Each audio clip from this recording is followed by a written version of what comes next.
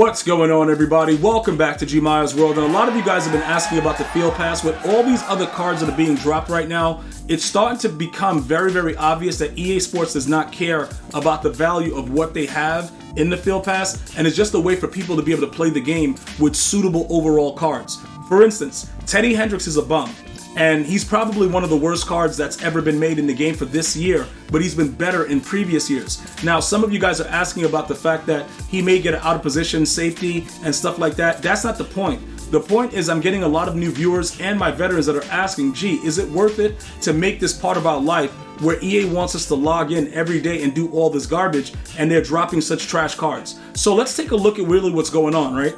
Many of you guys already have Darren Woodson. If you haven't, let me know. Like, if you haven't received him yet, let me know. You've been running around with Michael Vick. That card sucks. Many of us are going to be getting Bruce Matthews soon. Other than that, with the way that everything is set up for this season, these cards have been an L.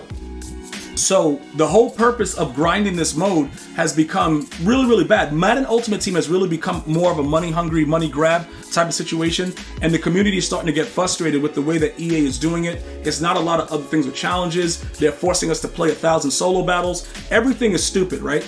But this is where you guys have to understand the connection into why they do what they do. The opportunity for you to get players that can ultimately go to 92, right? Do you see what the overalls are right now with the players that are available? 92s, right? You have the 96 Gurley and the 96 JJ Watt, but what are the other overalls? They're 92s. So you still have the opportunity to get cards that are the same overall actively in the mode, but just at different positions. They do this intentionally.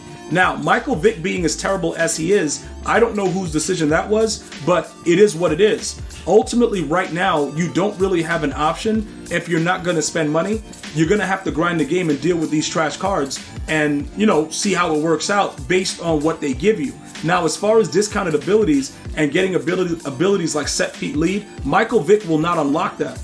There's certain things that they're not going to give you for free, and that's just the way the game is, because primarily they make a lot of their money leading up to Zero Chill.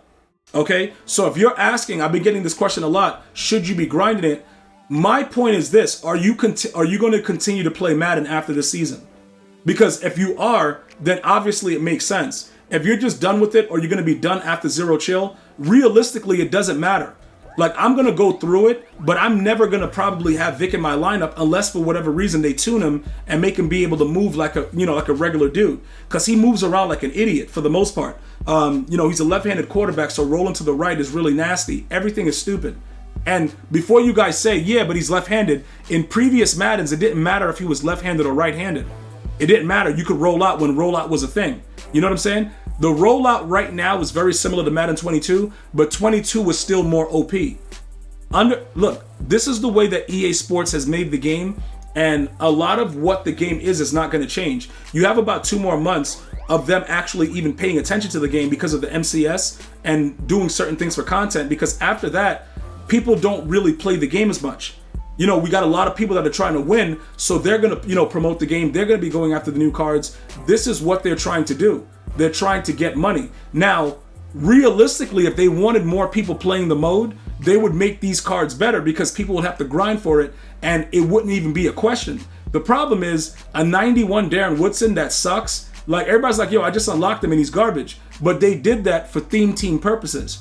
Because although he's a 91 speed, you can get him to 93, which is just about where most of the players are right now. So it all depends on what you're actually grinding for. I've seen a lot more people running around with Michael Vick than I expected, but they don't know any better. You know what I'm saying? For the most part, because if you're trying to win, Michael Vick is not your starting quarterback.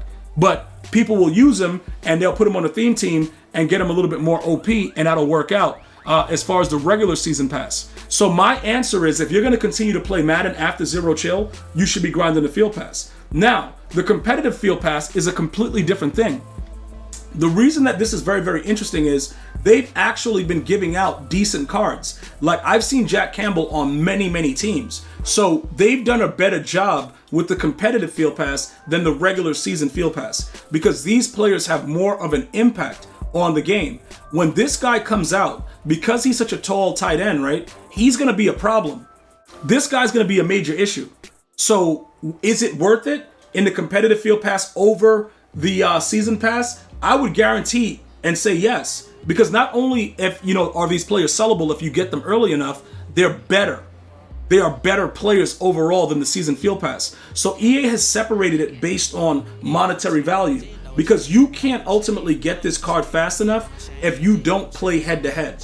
If you're not playing MUT Champs, there's no chance. But what do you have to do in MUT Champs? You got to be competitive because you got to win. All right? I got DC glitched and wasn't able to get to my 20 wins. It doesn't really matter. It's not as often as it was in the past, so I can't even really complain. Like, it's EA Sports. You're going to get DC glitched, it's going to be random. It's not even the other players doing it. It's just the servers that randomly lose connection. Now, solo battles, right? Like I said, they want you to play all of these games, and they have the nerve to have a milestone with 100 solo battles. Now, this is primarily for no money spent, so I guess you could say, all right, they're helping them out a little bit, but the players that play online and don't want to do that, it's a real big L, because you're forced to do it if you want the XP, and that's a lot of XP, to be honest. So you have to focus in on head-to-head and things like that give you very minimal XP because of the divisions that you can be in. People would just glitch it and stay at rookie and just take care of this the way that it is, as opposed to MUT Champs where it's random. So that's why that's different also. All right, making it 20 wins is extremely difficult, because if you get a couple DC glitches like I did, you're just done. So you're forced to play solo battles that gives you a little bit more XP, but obviously I refuse to play solo battles anymore, so I don't even care about it. Is it worth it though for somebody that's not willing to buy a bundle or do anything within the game? You do get other perks. For instance, the 90 overall B&D Unstoppable Champion Fantasy Pack, if you have a Kyle Pitts that you paid for, you can get 100K for him.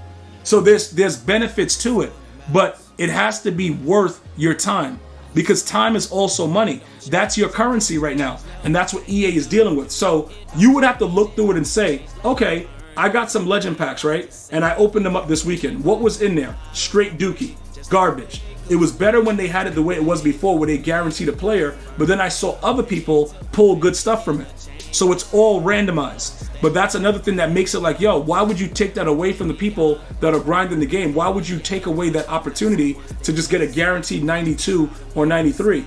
That's because they want as much money as possible.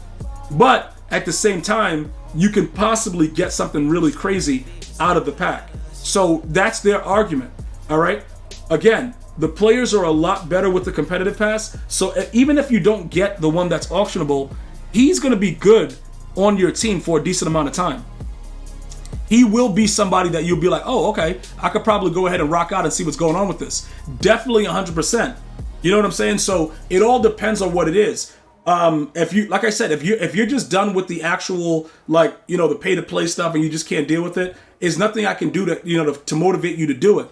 But as far as just playing the game is addictive, but it's garbage. And I know a lot of us are dealing with that. And that's just the honest truth. The gameplay of this game is horrendous. But as far as the field pass goes, there is a lot of free content in there. There are several different ways for you to go ahead and get your team a lot better. So I can't knock the hustle of those of you guys that are willing to grind and put together your best possible team for free. If you have any other questions or comments, feel free to become a member of the channel. Link is in the description. Other than that, I'm going to see you guys and girls next time. Enjoy your day. One love, y'all.